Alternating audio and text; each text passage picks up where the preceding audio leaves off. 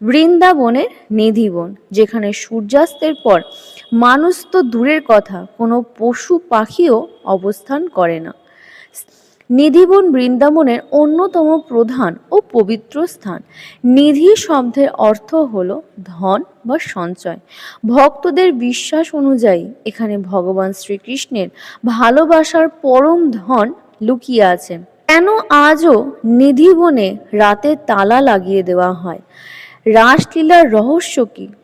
এটি কি নিছক লোককথা, নাকি এর পেছনে রয়েছে কোনো অলৌকিক অনুভূতির গল্প?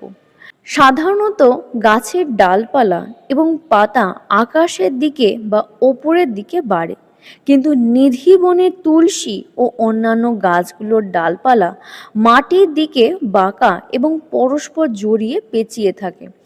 গাছগুলো আকারে বেশ ছোট এবং জোড়ায় জোড়ায় অবস্থান করে।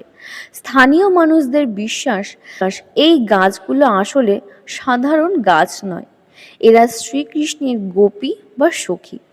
দিনের বেলায় তারা গাছের রূপ ধারণ করে থাকে এবং রাতে যখন রাস লীলা শুরু হয় তখন তারা জীবন্ত রূপ নিয়ে রাধা কৃষ্ণের রাসলীলায় অংশ নেয়। এখানে বলা হয় যে গাছের পাতা শুকায় না।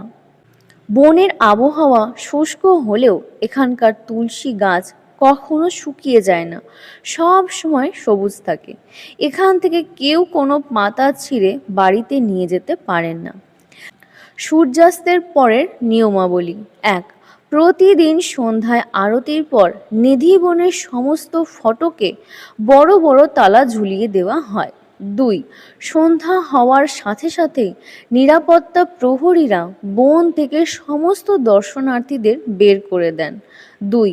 পশু পাখিদের অলৌকিক আচরণ: দিনে এখানে প্রচুর বাদুড়, ময়ূর ও অন্যান্য পাখি দেখা যায়, কিন্তু সূর্য ডোবার সাথে সাথেই এরা সবাই বন ছেড়ে বাইরের রাস্তায় বা পার্শ্ববর্তী এলাকায় চলে যায়।